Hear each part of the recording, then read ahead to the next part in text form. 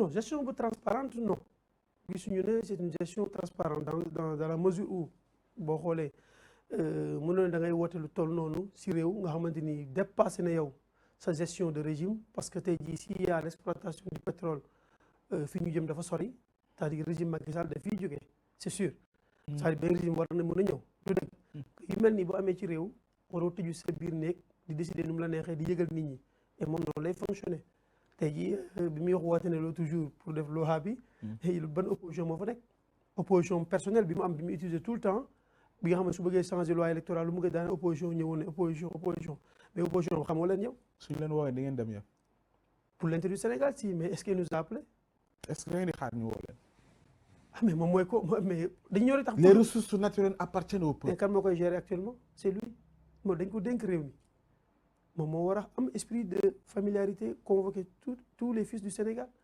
au-delà de en tout cas ñu ngi gis opposition mi ngi fa la société ban opposition xam nga mënoo ko wax opposition mënoo mais opposition représentative mënoo dénigrer cette opposition bu fa mais je dénigre parce que tey heure yi ñu dal yëpp ci réew mi la majeure partie de ces trucs là c'est l'opposition bi ngay wax ni de Macky Sall créé par Macky Sall c'est pas des opposants c'est des gens qui ont créé des partis politiques comme man wala kenn koo xamante ni amoo benn notoriété dans ce pays on te connaît de nom tu crées ton parti. faites allusion à qui mais y en a je dis pas xam nga bëgguma di tooñ mais yow xam nga opposition bi xawma leen xam nga tuddoo fa Pastef tuddoo fa PDS tuddoo fa Taxawu c'est bien vrai que c'est un mouvement c'est pas un parti politique de Khalifa tuddoo fa yan nga fay tudd encore une fois kon ñu dul ñii rek ñeneen ñëpp mooy exemple je dis dama jox exemple foofu mais yeneen ñi dem foofu xam nga leen mais ñooñu c'est pas une opposition représentative te ñooñu bi ñu demee élection du ñu am 0 virgule on ne peut pas destiner c'est des Sénégalais war nañ leen convier ci discussion bi mais soo mënee convier ñoo xamante ni ay 0 virgule la mais convier ñi nekk ay pourcentage majeur ñu toog aussi c'est ça qui est la logique des choses non. loo njortu lu am ci biir ci mbirum pétrole mais c'est parce que il a fait des dégâts il a fait beaucoup de dégâts sur les contrats et surtout aussi ñun si li nga xamante ni mooy suñu part de revenu en tant que Sénégal avec les partenaires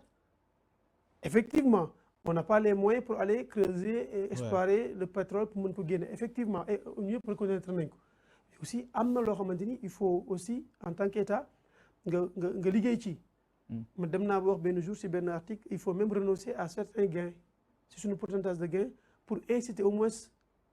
le partenaire mu investir si li nga xamante ni mooy la formation de nos fils du Sénégal de la jeunesse surtout parce que loolu mooy affaire bi parce que tey jii 700 milliards yi ñuy tuddal ne war na dugg si budget bi mais c'est peu dans le monde du pétrole c'est peu du dara est-ce qu'il nous a dit exactement nos partenaires combien ils en tirent dañ ciy gagné il parle de nos 700 milliards parce que Sénégal boo waxee milliards nit ñi seen xel yi dañuy commencer miir loolu la xam quoi moo tax il joue sur ces jeux là de mots là mais moom en tant que personne partenaires yi nga xamante ni ñi seq affaire bi seen revenu annuel ñaata la dañ ciy gagné bu ñu génnee seen i dépenses ñun bu ñu jëlee 700 ñoom ils vont prendre 5 000 milliards mais c'est pas normal c'est-à-dire foofu le problème bi Sénégalais bu ñu xool lim ñuy wax Macky Sall bu la waxee lii jàppal ne y a 10 fois plus de ce qu'il te dit. ah oui ouais Macky Sall bu la waxee il y a 10 fois plus de ce qu'il te dit noonu lay fonctionner et je pense Sénégalais yi xam nañ ko léegi nekkatul lu bees il dit pas les choses ni mu koy defee Macky Sall c'est comme ça et donc les 700 milliards là bu leen ci nelaw ñoo ñëpp Wade moo leen jàngal non mais Wade jàngalul nit loolu nit mu nekk am nga jikko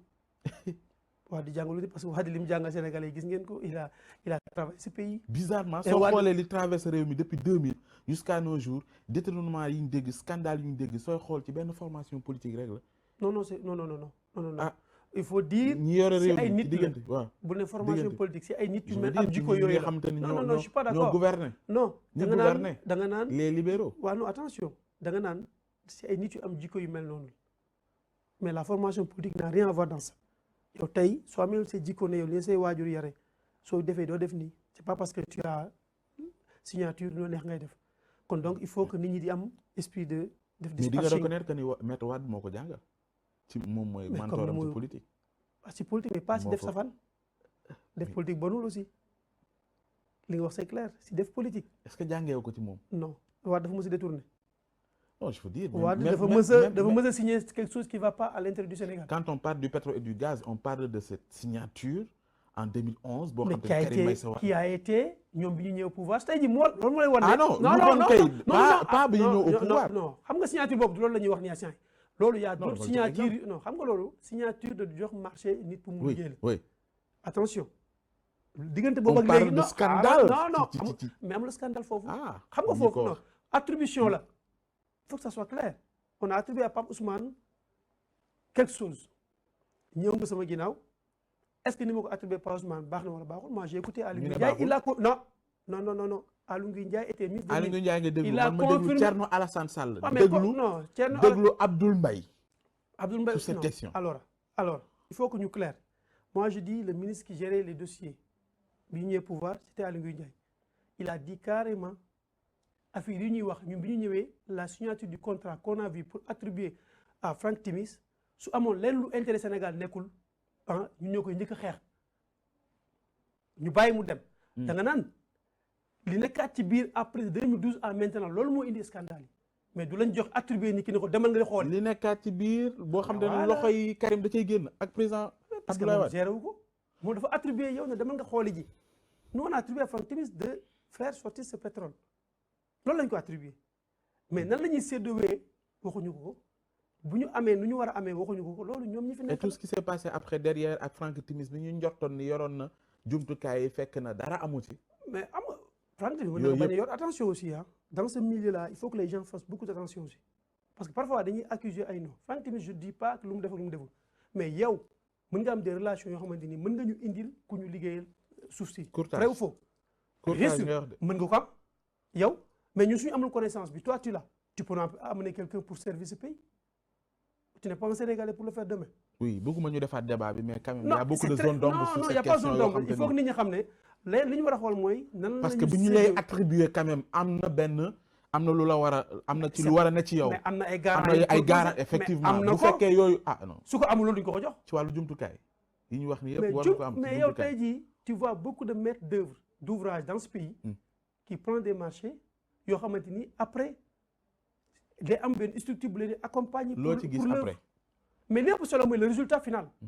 et c'est ça waaw qui est ay important. retard ci Non, non, ça attribution dépend. bi Non, wala dem ba non, ci biir nga am non yooyu ça restriction dans yu le bari. domaine mais l'essentiel ce qui est plus important mooy y avait pas de scandale dans l'attribution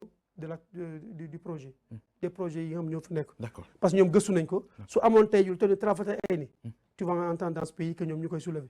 mais le opposant bi nga wax na ko léegi je veux pas citer il était au pouvoir ba mu koy crier ba mu fekkoon lu mu war a crier la il devait le crier depuis qu'il était au pouvoir. d'accord ci local yi qu'est-ce qui Alors. sera déterminant pour le wàllu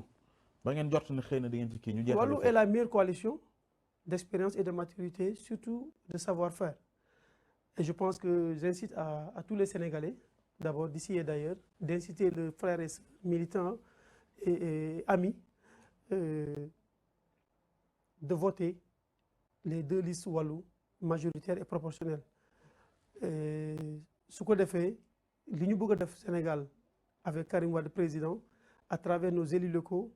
ñu commencer ces projets de développer les communautés je pense qu'on peut pas bu la teree doon candidat yow ah moi je réside pas au Sénégal bien vrai que je suis natif de Guinaw Rail Pikine Keur Massar parce que je suis le fils de la banlieue j'ai des racines un peu partout et sur ça maa ngi ñaan tous mes amis tous mes frères samay ñëpp ñi nga xamante ni xam nañ ma te xamante nañu te ñoo màggandoo si dëkk bi dëkk si banlieue bi un peu partout di leen wax ne dem leen à Guinaw Rail Nord il y a notre sœur l'honorable député Mame Diarra Fam de l'appuyer sur sa candidature pour qu'elle gagne la Lyon ngeen dem aussi à Keur Massar Nord il y a Mounirou Kane un frère et que j'appuie encore là-bas et il y a aussi notre maman Mariaou à Keur Massar Sud aussi pour mu am foofu une grande victoire d'accord nga ñëw aussi à Plateau il y a notre sœur Awa Abdoul et aussi pour tëj ko à Guédiawaye il y a Ndiogou Golf Sud il y a Ngoude je pense on a des beaux candidats nga ñëw si ville de Dakar on a Doudou Wade et je pense que pour citer ñooñu rek quoi que wax sénégalais yi nañu gëm ne le Sénégal un grand pays prospère émergent et bi nga xamante ni tous les Sénégalais ils vont y trouver leur compte c'est avec Karim Wade en 2024 d'accord mais avant goût bi mu ngi si local yi et suñu candidat yi Karim Wade les cautionne il les soutient et mu ngi leen di jàppale kon yéen ñi nga xamante ni bëgg ngeen Karim Wade bëgg Maître Abdoulaye Wade bëgg le parti démocratique sénégalais avec la grande coalition Wallu avec nos partenaires dem leen ngeen voté ñaari liste Wallu yi d'accord ngeen xamante ni tey di ngeen gis changement bu njëkk même bu Macky Sall téye loxoom dans le développement des communautés parce que day nekk opposition contre pouvoir nous on a nos partenaires et des bailleurs qui vont nous aider sur nos projets. d'accord pour en que tout ñu cas ñu ngi lay développer gërëm Sénégal. di la sant bu baax amoon nañu mbégte dalal la. waaw maa leen di sant aussi man di leen gërëm di gërëm aussi tous les Sénégalais yi ñu doon seetaan di wax ne lu ñu fi wax aussi bu dëngee ñu xam ne doomu aadama la rek. su amee lu ci nit ñi mën a jëriñoo aussi ñu xam ne yàlla moo ko bëggee noonu. Et di wax ne on est toujours là actif et on est ici au Sénégal fii campagne bi pour appuyer nos candidatures yi nga xamante ni mooy la grande coalition Wallu Sénégal